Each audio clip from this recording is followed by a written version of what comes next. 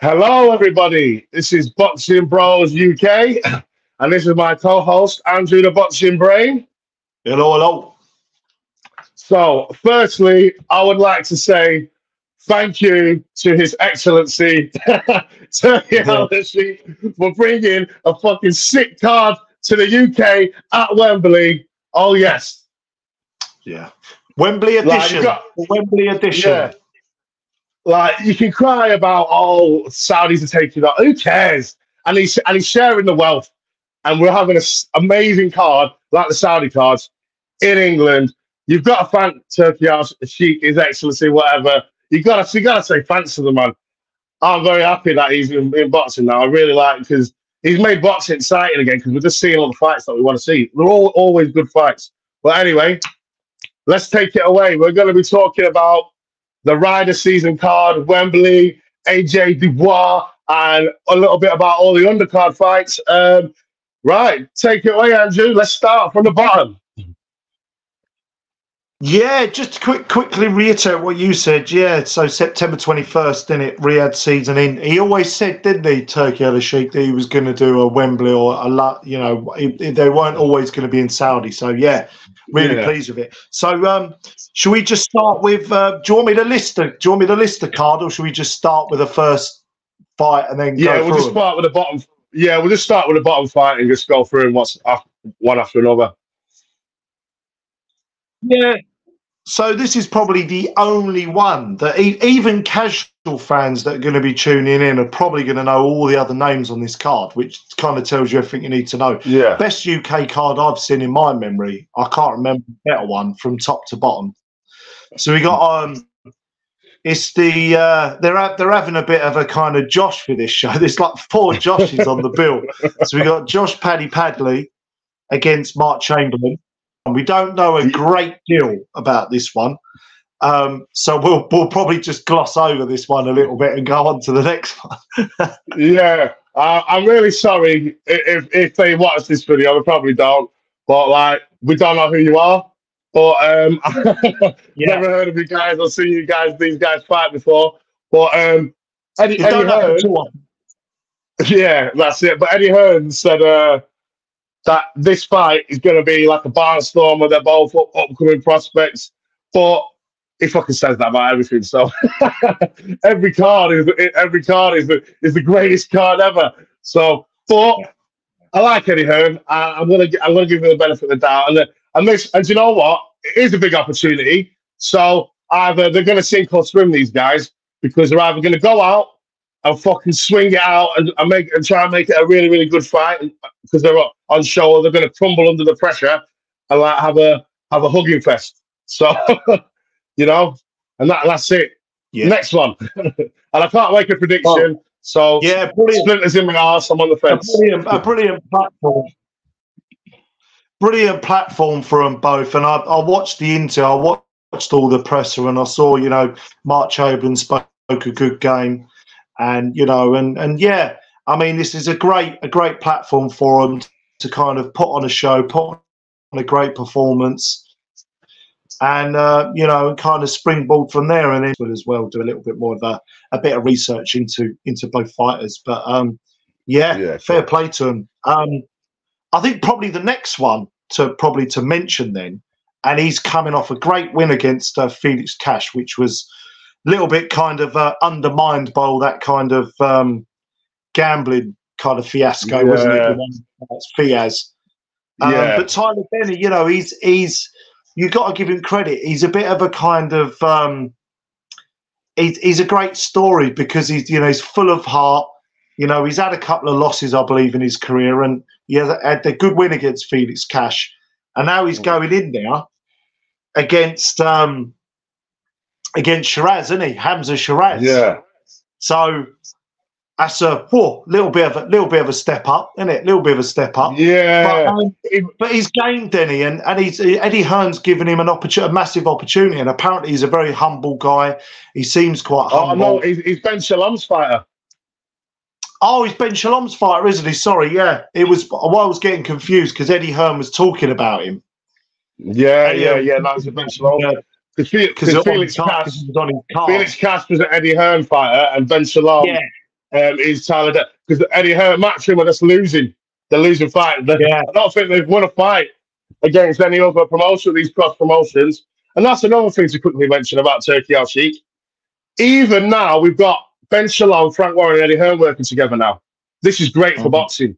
Like, no more fucking, no, I'm not fighting you. Not Ben Shalom's not going to be putting out purse bids because there is no purse bids. The Turkey Al Sheikh is just going to say, right, who wants to fight who? There's the money. Let's get it on. Yeah, he does business with each person and basically says, right, what do you want? What do you need? Because he's basically come in and said, I'm a massive fan. He's a big fan of England and British culture. He's a big fan of boxing. Come in, here's the money. This is what I want to see. You lot work together. Let's get these fights on. But yeah, apologies for that. He's not Eddie Hearn's fight, but Eddie Hearn was talking about him in regards to that card and with Felix Cash, and he was sort of bigging him up quite a lot. So what do you think his chances are? I mean, look, he's obviously got a bit of momentum. He's going to be confident coming off the film. I mean, Felix Cash looked very flat in that performance. I don't know what was going on there. A bit of inactivity, maybe. I'm not too sure. You know, I can't see him beating Shiraz. But I tell you what, he's certainly going to leave everything in the ring, isn't he? I think he's going to give a good account of himself. And he's in with a fighting chance, to use a bit of a cliche, but I don't know. So not a big one, but I just think that he's gonna give it his all. And he could actually I don't know. He could cause an upset because no one thought he was going to beat Felix Cash. Nobody thought that, and he's not very heavy-handed, but neither is that Shiraz really. And I don't know. Do you know what? Actually, I'm gonna give him 60-40 in Shiraz's favour. So if he wins, it won't be that. I won't be like, wow, that's a big, massive upset. But I don't think he's gonna win. Do you know what I mean? I'll put my money's on Shiraz. But if he does win, I do think he's capable to beat him.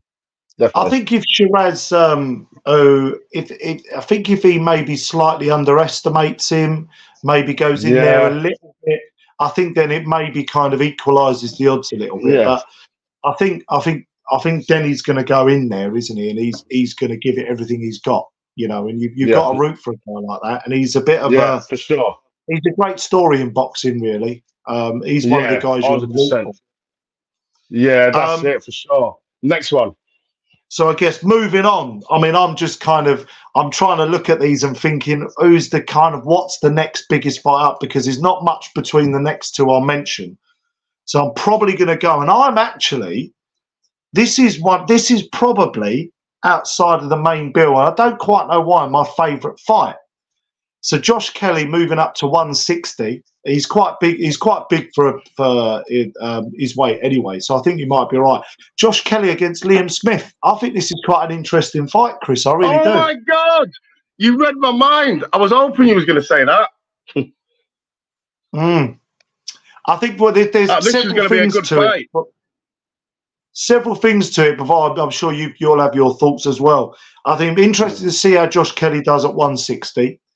I think that his team, and Liam Smith alluded to this, maybe think that they're catching Liam Smith at the right time. Obviously, he's come off that defeat to Chris Eubank Jr., isn't he? But I don't know. Liam Smith, we know that Liam Smith, he's been a great fighter over the years. You know, he's durable, resilient. You know, he can punch a bit. He's been in there at the top level with some of the top guys. Yeah, he's an aging fighter. I wouldn't say he's completely washed up yet. I think that would be unfair to say. But I don't know. I think, we haven't... I think Josh Kelly's career as well, you know, a lot's been made of him. You know, he's a bit of a showboater. He's quite flamboyant. He's clearly got the skills. Come up short, didn't he, in his defeat. But I feel like his career has stagnated a little bit, and I would have expected him to push on a little bit. This could be the kind of if he manages to get past Liam Smith, I'm hoping it will catapult his career a little bit. For sure. Josh Kelly, he lost to David Avanesian, didn't he? Avanesian, that's the one. Yeah. So like, because he's not really fought anyone good. Has he had any other losses since? Or I don't believe so. No, I don't know. Yeah, but he's been fighting on Channel 5, not really been in any really high profile fights. But so I'm going to be throwing a curveball out here. I think I'm backing Liam Smith to win this one. Interesting. Yeah. Because I just think where David Avanesium, he jacked, didn't he? He jacked in that fight. He was showboating, flashy skills and all that. And he got grinded down and he got old man and he got outworked. And then he crumbled. He got beat up, didn't he? Did he get, if memory serves me, because it was a few years ago now, wasn't it? Was the towel thrown in, or did the corner pull him out the fight? It was one of the two. I can't remember. I can't remember. I think, but he got stopped and he crumbled. Like he crumbled. Like, so it's one of them. It's one of them fighters. When it wasn't going his way, he couldn't dig deep and get through the rounds and try and get his second win. He just crumbled and folded. So I just think Liam Smith, he's that guy. If anyone's going to do that to you, it's him. Do you know what I mean? Like you said before, Liam Smith's attributes: can punch hard, he's durable. Like, so if anyone's going to do that to you, because even in the Eubank Junior fight, his ankle was fucking gone. Like, you know, like his ankle kept rolling over his fucking ankle. He was having a bad day at the office then, and he just and he still was fighting. He's got that in him. That fight. His conditioning wasn't on point for that rematch. I don't know what was going on with him. Yeah, exactly. So I just think, Josh Kelly's a bit overrated, and Liam Smith's going to old man him in there. He's just going to old man him and wear him down and make him crumble again. See, I've had similar thoughts, because a bit like what we've seen with Dubois, and we'll come on to that in a bit. Obviously, at the end of the video. But he's managed to kind of, he was questionable about his gut check, against Joyce, which he did quit. He did quit against Usyk. But these were, these are high level operators, and he showed against Jarrell Miller, and he showed against Hrgovic, where he bit down on the gum shield, and he's shown a bit of heart. So this is an opportunity, Chris, for Josh Kelly to do exactly the same thing, because like Liam what Dubois had against Jarrell Miller to show that he's not a quitter. Yeah. But Liam Smith is going to try and drag him into deep waters. 100%. That's going to be the I believe. And is Josh Kelly going to be able to bite down on his gum shield? And secondly, this is my other concern with Josh Kelly, has he got the punch power to get enough of Liam Smith's respect? Because I don't believe he does. He's I don't not think the so either. puncher, Josh Kelly, and he's going up to 160. So that's what I was going to say. That's a factor, yeah. Liam Smith has fought at 160 a few times now. Josh Kelly started at 147, went up to 154, and so this is a brand new weight class. He might have be a bit stronger at this weight. Who knows? Yeah. Well, I hate that talk as well. Oh yeah, I'm going to fight at 154 or 160. It's like you need to stick to a weight class and kind of like conquer it. Like the only people that should be doing that are people who are world champions. People like Canelo. Yeah. People like Usyk. People like elite fighters can do that. Not someone who hasn't really even won a world title yet. Do you know what I mean? You shouldn't be doing that. You won a world title, you want to be a multi-weight champion, yeah. But if you haven't done that, you shouldn't be bouncing around weights. You should be having a weight division and sticking to it. Unless he wants to campaign at middleweight from now on, fair enough. But I wouldn't be flip-flopping weight classes like that. I think the more we've kind of discussed it, I think I'm leaning more towards Liam Smith, actually. I think, and Liam Smith will want to, he's a proud guy, comes from a great heritage of fighters, doesn't he? Yeah, that's it. A good family. And I think he'll be wanting to avenge. He'll be really wanting to avenge on a very, very high platform. He'll be really wanting to avenge that last defeat, and he'll want to really put in a show against Josh Kelly. So, yeah, I can see him having maybe one last little hurrah. One last hurrah. Yeah. Yeah. All right. So we're both saying Liam Smith, because I think I want to go with my gut. Instead of going with what's the obvious choice, which is Josh Kelly, I'm going with what I think instead. So we might be wrong. We've been wrong before. We'll be wrong again. But what's the next one? Yeah. So the next one is almost equally intriguing. So we've got the wonderful Apache Anthony Cacace off of that great win against Cordina, world champion, against the Leeds legend that is Josh Warrington. Go on, Josh. Go on, Josh. Yeah. You can do it. Yeah. But on this one, obviously, I'm Northern. I'm from Lancashire. He's from Yorkshire, but still, I love Josh Warrington, but that Cacace, after his last fight, is a fucking animal. And Josh Warrington's moving up a weight class. He's moving up a weight class, and he wasn't even a big light featherweight. You know, he wasn't even a big, and he's moved up a weight class. I think he's just going to get murdered, to be honest. And four losses in his last 5, Josh Warrington. Yeah, anyone feel free to fact check me, but I'm pretty sure.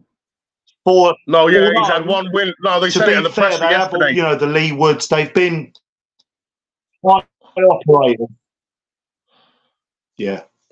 Yeah, so I just think that Cacace, he showed us he's a fucking animal. And where Warrington's small, I just think he's going to have a tear up and he's going to get himself knocked out. Cacace is going to knock him clean out. That's what I'm going for. Because he's quick, that Cacace. Like he really showed me a few things, you know. Like he must be one of them guys that fights I think to the level of his opponents.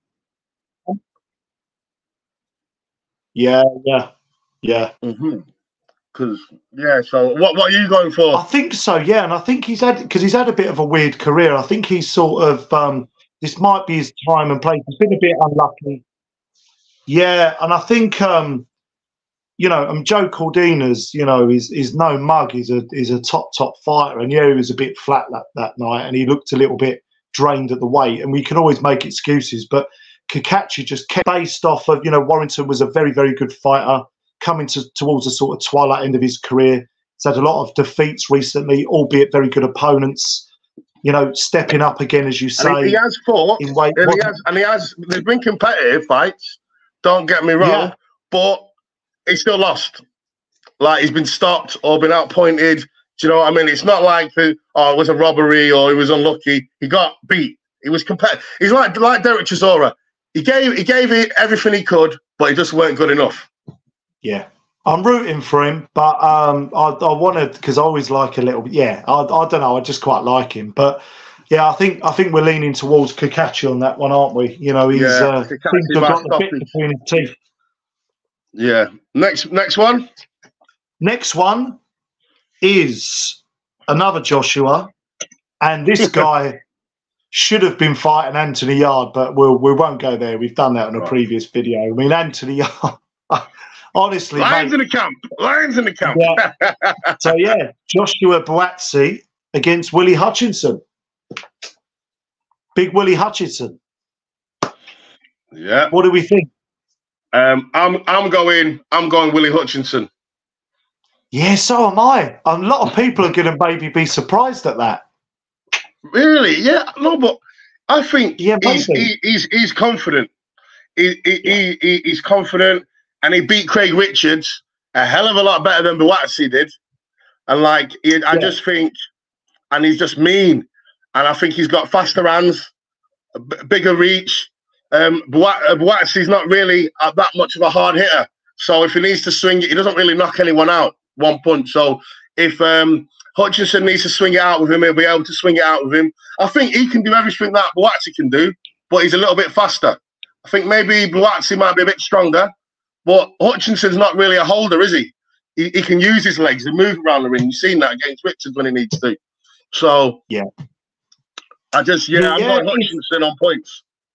There's a few things to this one as well. I think I alluded to this in a previous fight in a previous fighter in Josh Kelly, and I feel a little bit with Buatsi. We're all kind of talking about him as if he was going to be the next second coming in the light heavyweight division and Olympic pedigree and got a great jab. And it's just his career hasn't ignited. And I've got to be honest, and I'm just being it's just how I feel.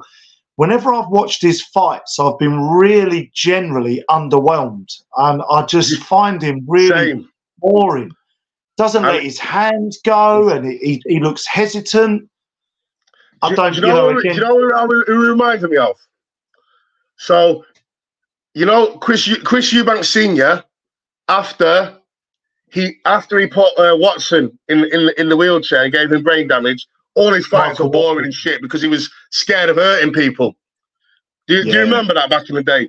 Like, all his fights were boring and shit, apart from his second fight with Nigel Benn and the Steve Collins ones. But all his title defences after that fight were always boring because he pulled his punches and he didn't really want to hurt anyone. And that's what Buatsi's like. Like, never really lets his hands go. He never really finishes people off. When he can, he's not a good finisher. And he just, like you say, it's underwhelming. It's like, you want to see action, and it's just like, what are you doing? But you notice this, like, he will go up, you can see it, and he'll go up to the guy. I think he's a religious guy, isn't he? He's a man of God, and, you know, he's a very nice guy, and he's very pleasant, and he hasn't maybe got the biggest personality. And that, I'm not slagging him off for that. We've all got our personalities, and that's the promoter's job generally. But, you know, you can see him after, you know, he's got a huge amount of compassion after the fight. And I don't know, you know, especially in that division, in the bigger divisions, you know, and all right, it's maybe not his style, but he's just, where's that killer instinct? You want to see a little bit of that killer instinct, don't you? Yeah. And he's just not really a good finisher. He's just not, he doesn't look like, he just looks like he's just like boxing his way through. And it's like, it's just boring sometimes, you know. It's not great offense. And I think it's not great defense. No, but he always manages just to win. Like just does enough to win the round. Like, he's never really in something exciting for a while. Really, he's technically sound. You know, he's technically very, very sound. You know, he's got a very good jab. You know, he's got plenty of kind of qualities. But, you know, if you then contrast that with Willie Hutchinson, right? Even in the press conference there, he was trying to sort of add a bit of needle. The way he was doing it with Craig Richard, he's got that passion. He's got that. I know it's a bit of a Scottishness, but he's going to want to go in there and stick it on him and hurt him, and, you know, he wants to get under his skin. And I don't know. I like that in a fighter. And you know, and even in the ring, that's probably how I would be. You know, that's how I would be. I think I would want to kind of, you know, use a bit of the dark arts, and, you know. Yeah, and I think as well, like Willie Hutchinson, he's got fast hands. He's going to be at Buatsi from the first bell. He's going to start fast, and Buatsi starts slow. A little bit like what Willie Hutchinson said about Buatsi and Craig Richards are similar. Buatsi is a level above Craig Richards, obviously, but they're similar. Buatsi is like a slow starter. So Willie and he don't really let his hands go until he grows into the fight. And Willie Hutchinson is a fast starter, and he's just gonna stick it on him from round one. Buatsi's not gonna like that, and I just think, Hutchinson on points. I'll go. Well, I suppose we'll do more predictions kind of down the line. Yeah, I know styles make fights, and this style may be very different, and it's easy to sort of compare the kind of Craig Richards fights and Hutchinson doing a better job. But I think I'm leaning towards what you said. I don't know if he'd stop him, but I think he might sort of take him into the championship rounds and get that points victory. Whatever you say about him, he is a tough kid. Like, you know, so. But what's next? Yeah.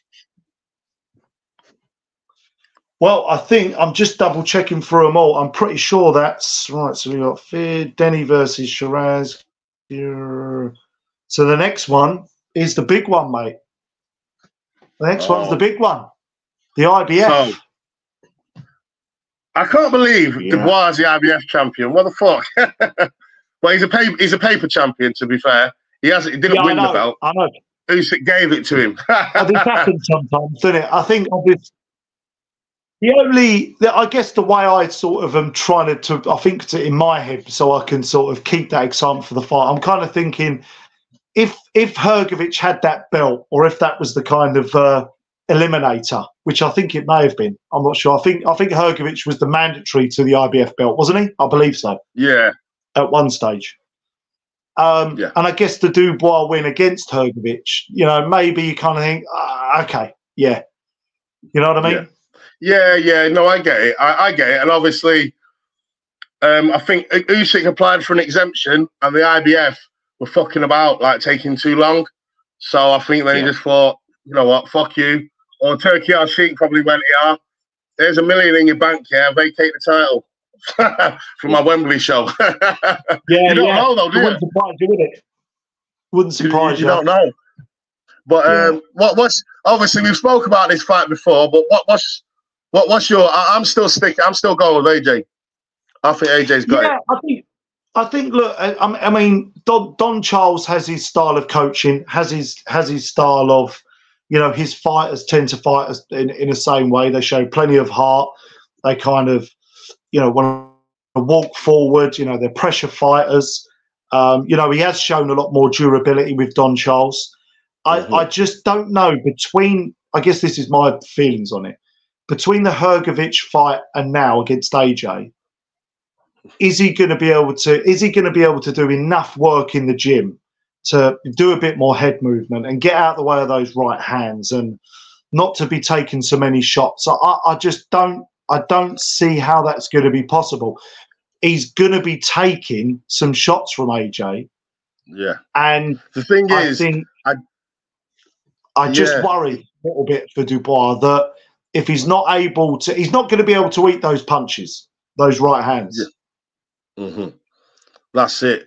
And I just think AJ's experience as a fighter now, because everyone keeps going on the old AJ. Fuck the old AJ, because his defense was not all that. The new AJ, he doesn't throw as many combinations, but his defense is on point. He's there. He's reading things better. He's getting a bit, especially with Ben Davison. And I just think he's going to be able to read Dubois. He's not going to swing it out with him, and he's going to set him up for a right hand straight down the pipe. And Dubois ain't going to be able to take it. I think he's going to get starched. Yeah, I believe knock him out. And I think AJ, was ringside, wasn't he, against for the Hrgovic? Yeah, he was. Yeah. And I think, especially with a trainer like Ben Davison, who I know does an awful lot of analytical work, watches the fights. I think AJ's going to download all that information. He's going to come out the first few rounds and he's going to sort of gauge where he's at. I'm sure they've had, I don't know this for a fact, but I'm assuming they've had many a round of sparring. In fact, I'm pretty sure they have. Yeah, they have. I think basically how this is going to go for me, how I see it in my head, and of course I could be wrong, is at some point in the fight, AJ's going to catch him with a massive right hand, either a straight right hand, right hook, and I think he'll stop Dubois. Yeah, I think he will. Yeah, same. I think Dubois is going to come out fast. He's going to come out swinging, and AJ's going to have to weather the storm, move around a bit of defense, try and get his jab going, and he'll ride it out for a few rounds, and then, like you say, he's going to set up a fucking. He's going to. Because AJ sets traps now, jab to the body, feint, right hand in the face. He's a hell of a lot. He's a hell of a lot better than he was with his defense, and with just Ben Davison's really helped him, and with the analytical stuff, because AJ loves all that. Because I think someone said, I can't remember who it was. Someone I can't remember who it was, but they said basically AJ. The reason why he wasn't getting along with Rob McCracken, he wants to know why, because he's a very intelligent man. Obviously, Nigerian family, he's got a degree, educated. So he doesn't just want to do something and not know. He doesn't want to be told, you need to do this. He needs to know why he's doing it, for what reason, and what is going to happen from doing it. So where Ben Davison's getting all these stats out and saying, well, I don't know, Dubois doesn't really move his head a lot. So if you do this, we can set him up for this, just trust me, and he can see what the game plan is and why they're doing it, and all the stats and all the video footage, and then he can execute it instead of someone just saying, right, just trust me, just go out there, just do this. AJ likes to know all the ins and outs and the whats and the whys. So, and Ben Davison provides him with that. Yeah, Yeah, I think we'll probably do a preview, a closer preview, just specifically on this fight. Yeah, Oh look, yeah. do you know the thing is? I guess the last thing I want to say on this is that I really want because I love an underdog, right? I love AJ. I think what he's done for boxing has been incredible, and he's a really big influence, and he's a great ambassador for the sport. But I'm really rooting for Dubois in a lot of ways. Like I really want him. I think even if he loses, right, but he really makes a good account of himself, and he just leaves everything in there. Like I hope, Chris, in the third round, he just doesn't get caught by a big shot and gets wiped out, and then it's like, oh Jesus Christ, where did you know?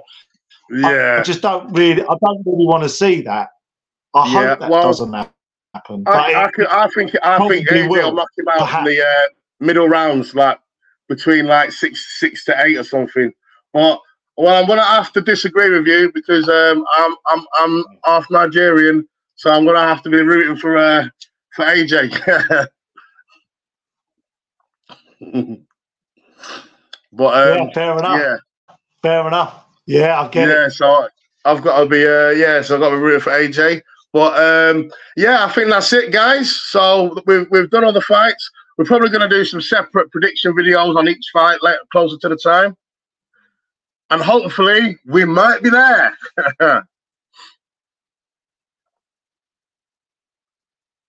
Okay, so that's Boxing Bros UK. Please like and subscribe. Yeah, might even do a live stream. Might even do a live stream. We might do some live streams for the fight, guys. So, like and subscribe, guys. Boxing Bros UK. Thank you.